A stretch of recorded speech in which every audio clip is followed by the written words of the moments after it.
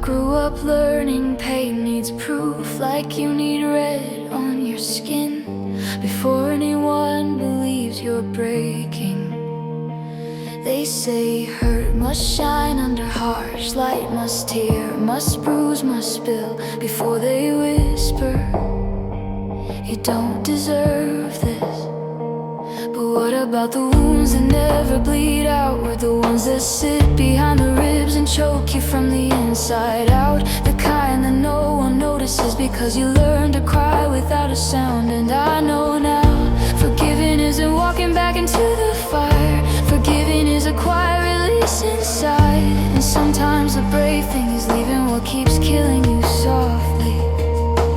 Why do they ask strength only from the ones who die quietly? Why do they say my ache is small just because it doesn't bleed? If forgiveness lives in me, doesn't that mean I'm free to go? If the bruises were visible, they'd never tell me to stay. If the scars were loud enough, they'd never preach endure, endure. If they saw how a decade can hollow out your heartbeat, they call it survival, they'd whisper run. But because my wounds don't stain the floor, they say I'm dramatic.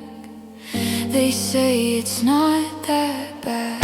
We can't forgive, but forgiveness doesn't mean returning to the room that broke you. We can let go of the hate and still choose life. Leave, leave, leave. Maybe that's why I learned to turn pain inward, folding it tight like paper until the cut is invisible. Maybe that's why reflection feels like checking if I'm still here when no one else sees the storm. And I hate that I ever believed hurt must be visible to matter. Some hearts die quietly under footsteps that forget your worth, under love that erases your name while still calling you home. But I've learned forgiveness can live in me, but my feet belong on solid ground, not in the rubble of what nearly killed me. Why is walking away weakness only when the damage is emotional? Why must I explain my escape just because my skin stayed unbroken? Forgiveness frees the heart, but the heart deserves its own path. If the bruises were visible, they'd never ask me to try again. If my pain had color, they'd whisper you deserve safety. Not be patient, be kinder, pray more. If they saw the weight of quiet disrespect, of slow decay, of being stepped on softly, they'd know why I left. Pain doesn't need blood to kill you slowly.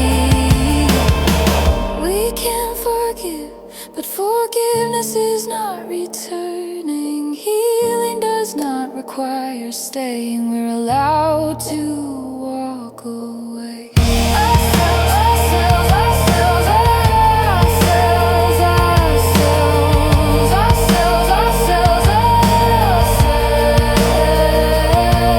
One woman was hit, bruised, broken by another's hands. Her pain loud enough for anyone to see. Another was shattered by whispers, words that twisted and cut her mind, leaving marks no camera could capture. One walked home soaked in blood, the other walked through shadows soaked in doubt, in silence and exhaustion and fear no one asked about. One lost her breath under someone else's grip, the other lost her breath under memories that squeezed just as tight. And at the end of the day, the ending is the same, whether death comes by another's hand or by the slow quiet decay of being unseen. It can still take you.